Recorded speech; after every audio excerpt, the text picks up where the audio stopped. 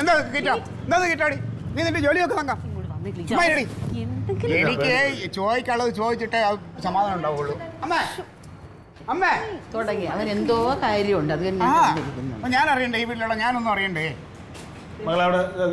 എന്താ ഓ അപ്പൊ അത് ശരി. അപ്പൊ കമ്പിളിക്കുട്ടനായിട്ട് ചേർന്ന് പോത്ത് കച്ചവടമായിരുന്നു അല്ലേ? എന്നിട്ട് എന്നെ കളിയാക്കാൻ വേണ്ടി വീട് 5 ലക്ഷം. സൂചിച്ചില്ലേ?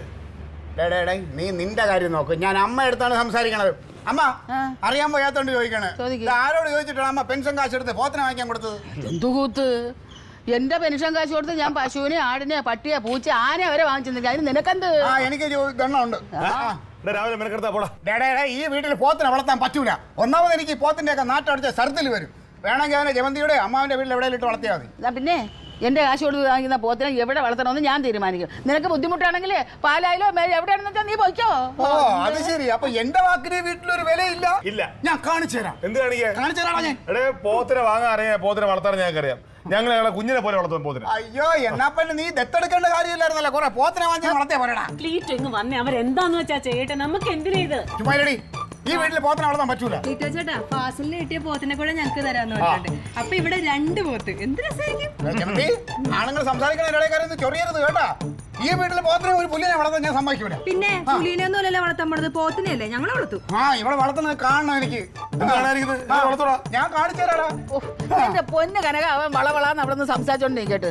നമുക്ക് പഞ്ചായത്ത് ഓഫീസിൽ പോയി പോത്തും കുഞ്ഞിനെ വാങ്ങിച്ചോണ്ട് വരാം. നീ റെഡി ആയിട്ട് വാ. ഞങ്ങൾ പോയിട്ട് വരുമ്പോഴത്തേക്ക് ഇത്തിരി പോച്ച എത്തി വെച്ചേക്കണം കേട്ടാ. അമ്പടി കള്ളി. അല്ല നമ്മളിപ്പോ അതിനെ എവിടെ കെട്ടും? അയ്യോ എങ്ങും കെട്ടണ്ട. അതിന്റെ കുഞ്ഞുങ്ങളെ നോക്കുമ്പോൾ നോക്കാന്നല്ലേ പറഞ്ഞ. അതിന്റെ അച്ഛന്റെ അമ്മയുടെ ഇടയ്ക്ക് കിടത്തിയാ മതി.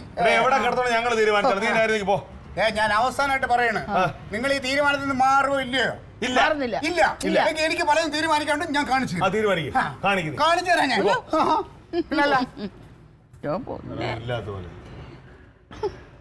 ഞാൻ ഇങ്ങനെയൊന്നും കാണിക്കണ്ട. ഒരു പാമ്പ് പിടിച്ച മനുഷ്യനായിട്ട് വട്ട് കളിപ്പിക്കുന്നത്. ആ പൈസ എനിക്ക് തന്നിരുന്നെങ്കിൽ എനിക്കല്ലേ ഇട ഉപകാരം വേണ്ടത്.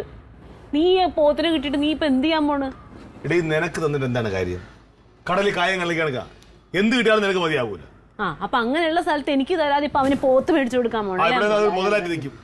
പ്രയോജനം കാണുമെന്ന് വിചാരിച്ചാൽ മതി. Pot pot pot.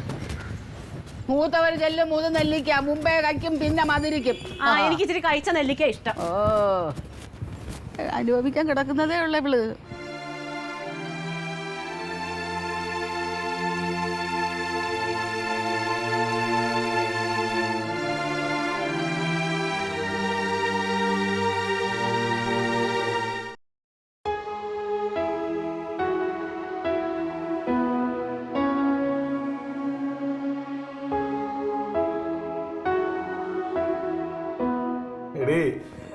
എനിക്ക് പോത്തും വേണ്ട, ആടും വേണ്ട, കോഴിയും വേണ്ട. നിനക്ക് വേണ്ടി മേടിച്ച അമ്മ.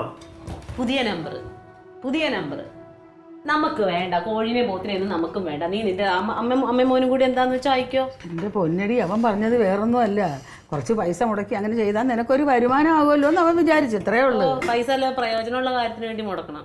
ഇത് പോത്തിനെ കിട്ടിയിട്ട് എനിക്ക് എന്ത് ചെയ്യാനാ പോത്ത്? എന്റെ പൊന്നടി 16,000 രൂപ കൊടുത്തൊരു പോത്തിനെ വാങ്ങിച്ചാലേ 55,000 രൂപ വരെ കിട്ടുമെന്നാ പറയുന്നത്. 55,000 കിട്ടില്ല. നല്ലവരൊക്കെ നോക്കി കഴിഞ്ഞാൽ അത്യാവശ്യം നല്ല പൈസ കിട്ടും. പിന്നെ വലിയ പോത്തിനെ കൊടുത്ത പൈസ കിട്ടൂലേ? അതിനല്ലേ ആളുകൾ പഞ്ചായത്തിൽ നിന്ന് കോഴി കുഞ്ഞിനെ കൊടുക്കുന്നത്? കോഴിയാക്കി കൊടുക്കാനല്ലേ? അതിലെ കാളക്കുഞ്ഞിനെ ഇത് കുഞ്ഞിനെ കൊടുത്താൽ വലിയതായിട്ട് കിട്ടും. നല്ല കാര്യമായിരുന്നല്ലോ.